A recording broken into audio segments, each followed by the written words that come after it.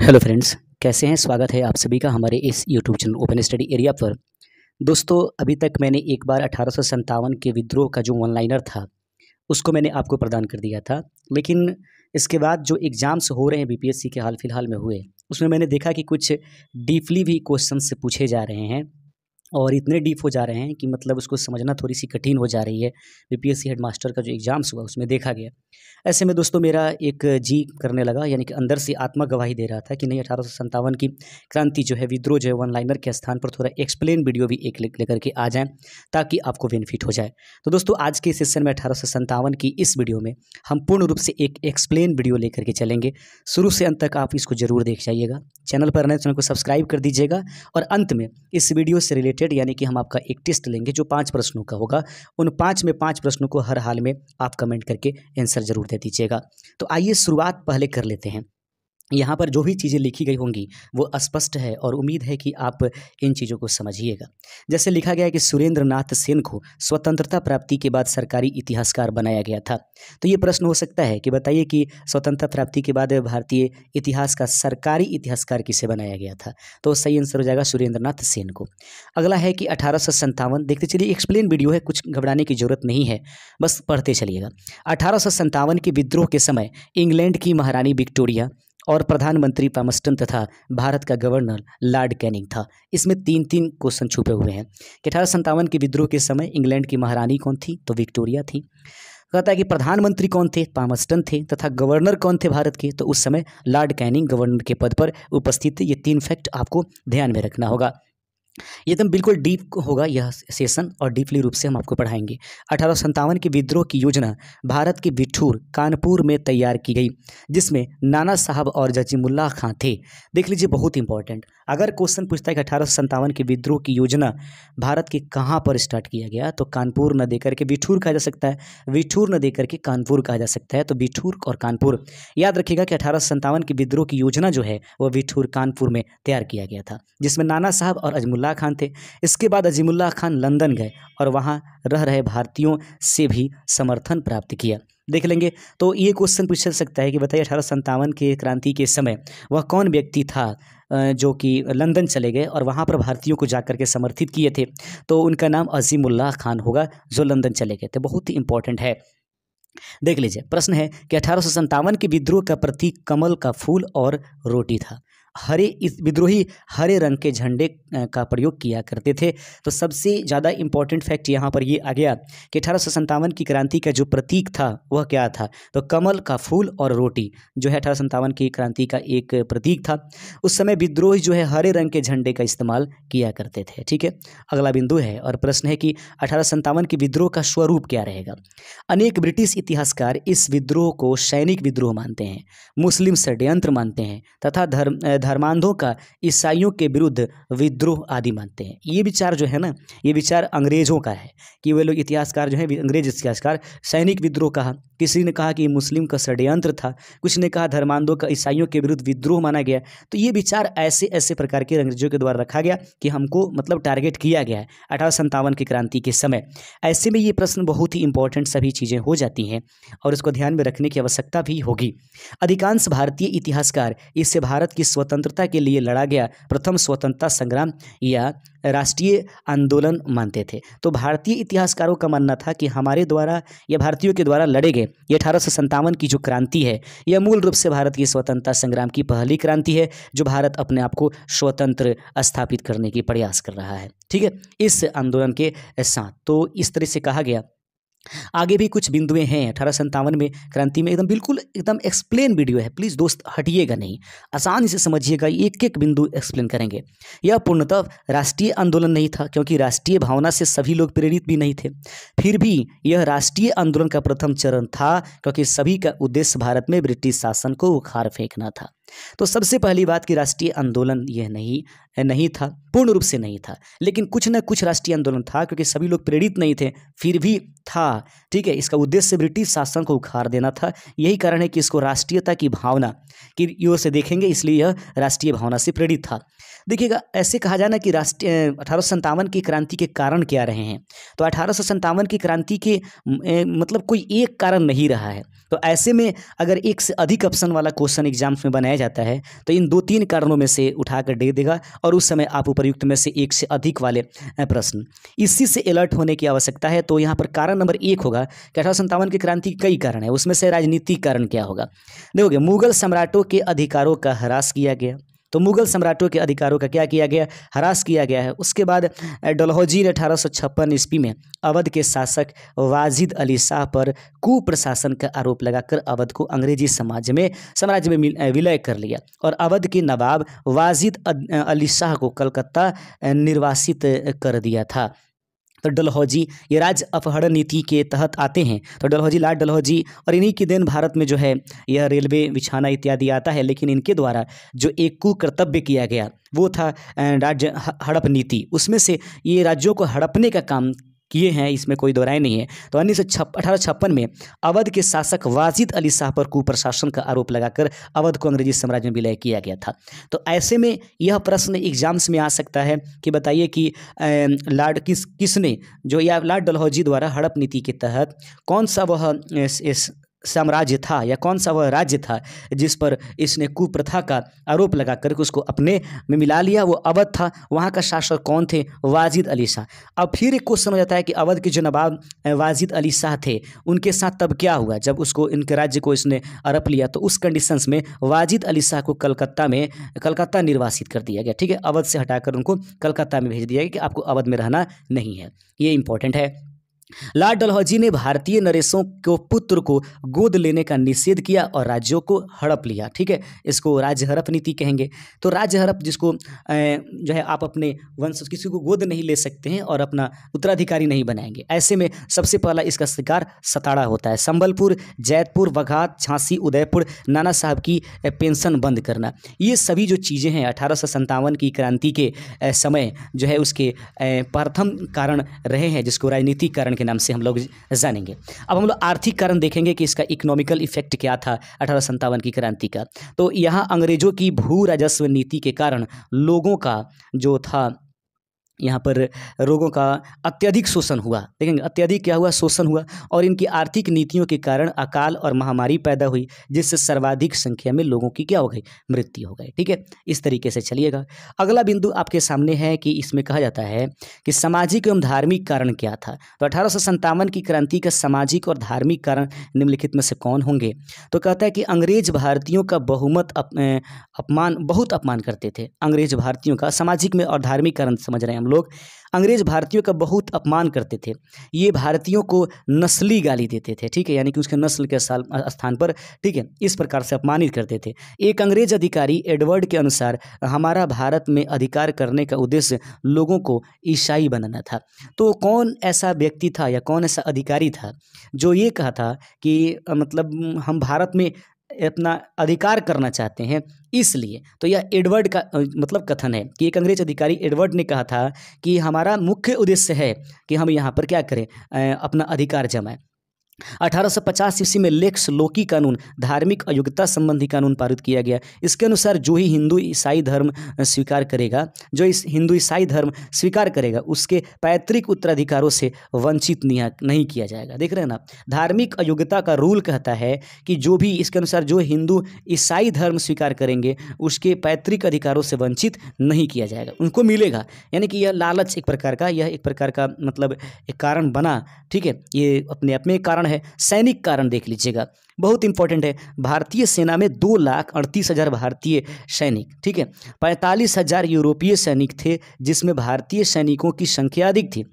सैनिकों में असंतोष का सबसे बड़ा कारण भेदभाव नीति थी। ठीक है, तो उसमें जो कुल मिलाकर के आप देख रहे हैं 2,38,000 भारतीय सैनिक, जो 45,000 यूरोपियन, तो 2,38,000 में करीब करीब आप समझ लेंगे कि 1,80,90 के ऊपर, 90 के ऊपर हो जाते हैं ये आंकड़ा।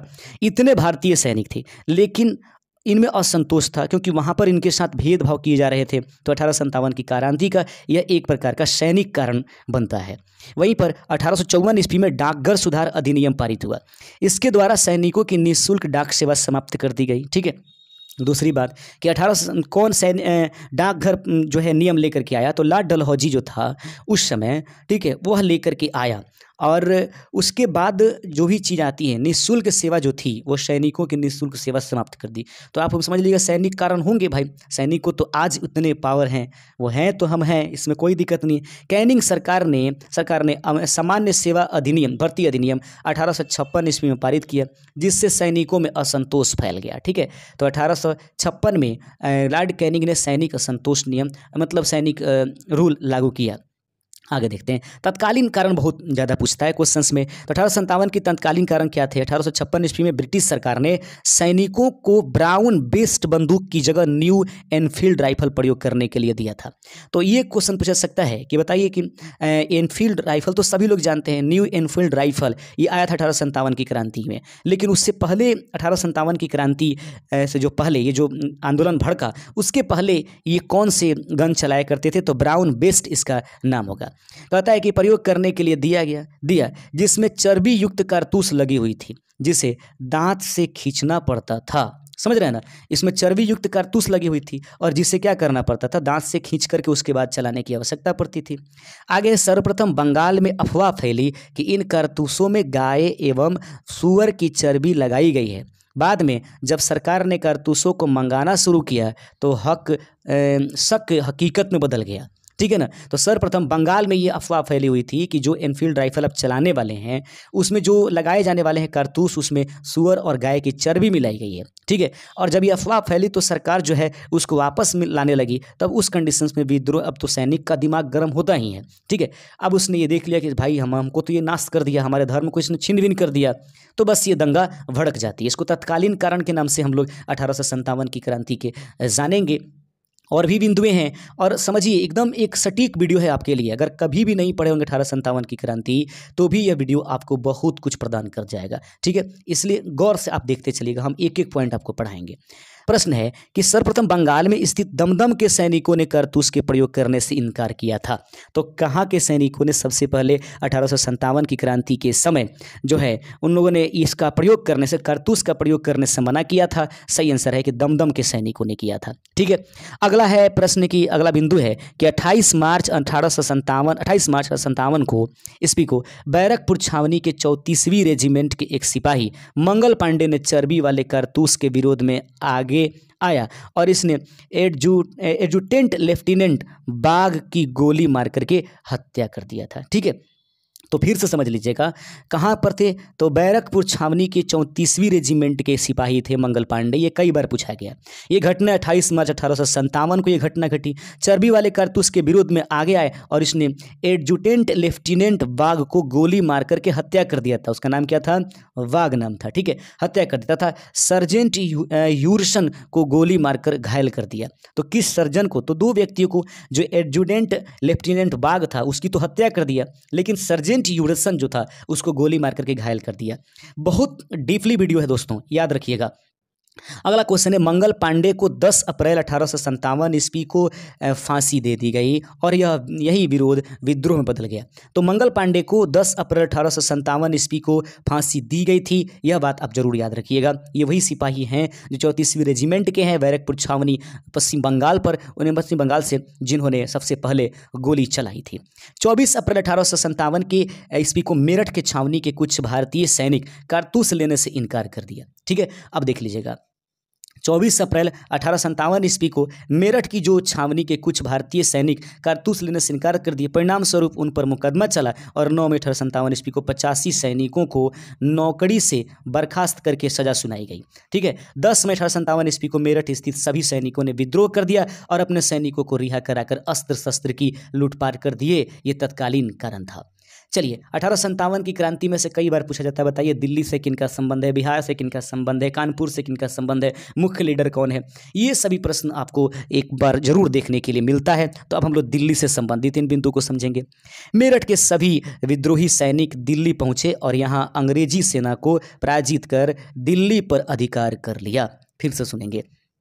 मेरठ के सभी विद्रोही सैनिक दिल्ली पहुंचे और यहां अंग्रेजी सेना को पराजित कर दिल्ली पर अधिकार कर लिया। विद्रोहियों ने बहादुर शाह जफर को अपना सम्राट बनाया। तो कहा जाएगा 1857 की क्रांति के समय कहाँ के सैनिक दिल्ली पहुंचे? मेरठ के, ठीक है, विद्रोही थे, सैनिक पहुंचे, वहां पर दिल्ली पर हमला किया और दिल्ली पर हमला करके बहादुर शाह जफर को मुक्त कराया और बहादुर शाह जफर को मुक्त कराकर उनको अपना सम्राट घोषित कर दिया था। ठीक है, आगे देखेंगे। 20 सितंबर 1857 ईस्वी को हडसन के नेतृत्व में एक अंग्रेजी सेना दिल्ली पहुंची और विद्रोहियों को पराजित कर पुनः दिल्ली पर अधिकार कर लिया।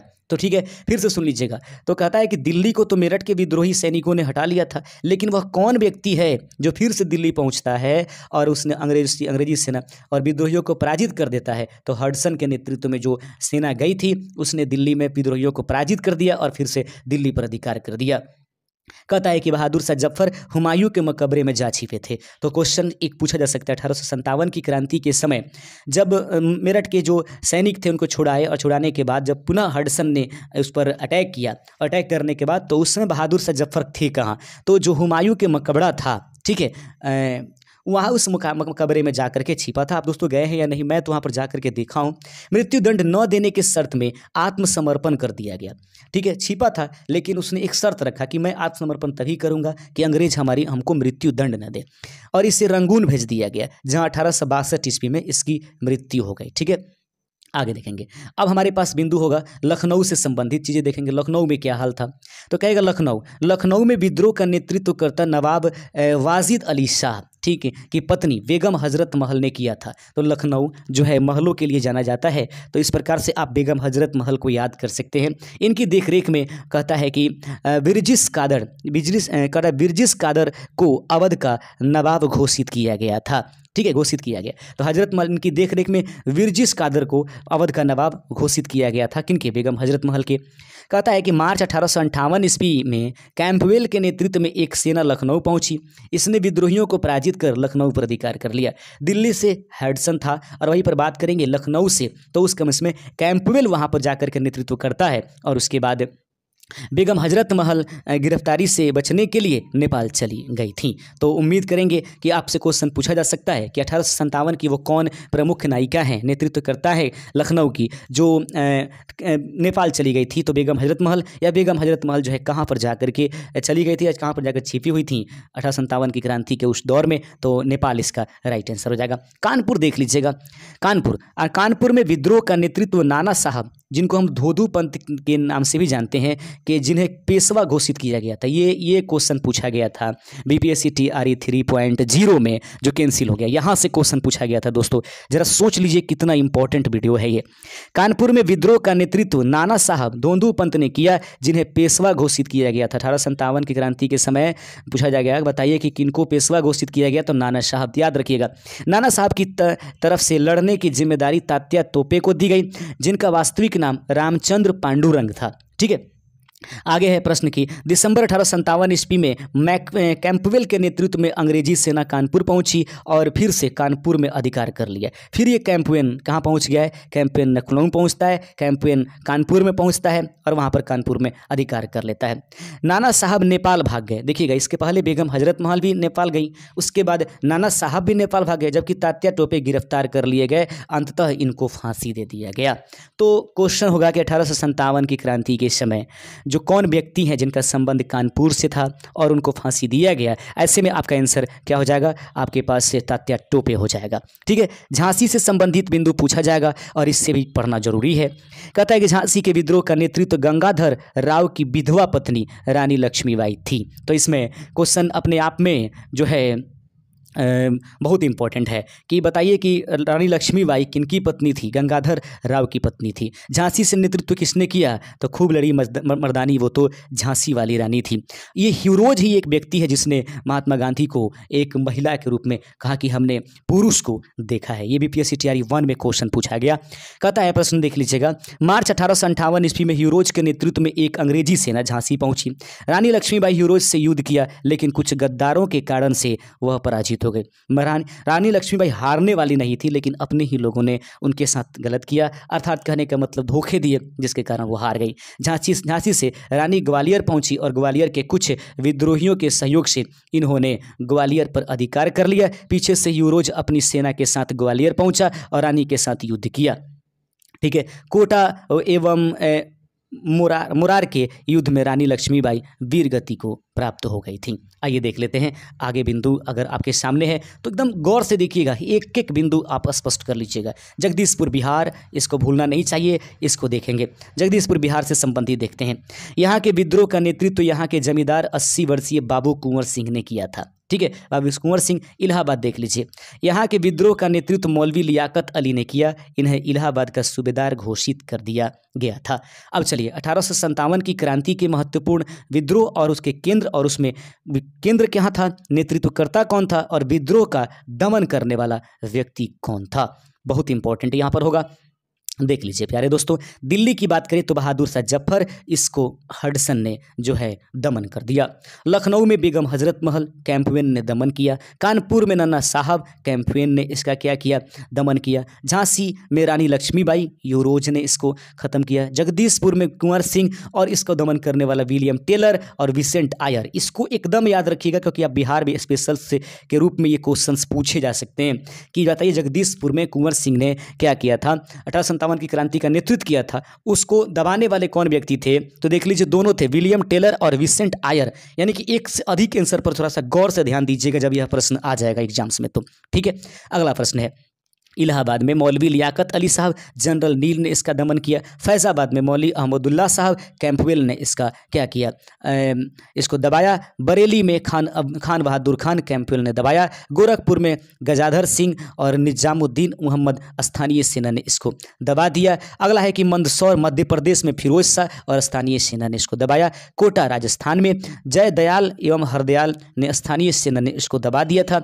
असम में जो है कंदर फिरोज सिंह और राम दत्ता ने किया, स्थानीय सेना ने इसको दबाया था वहां पर।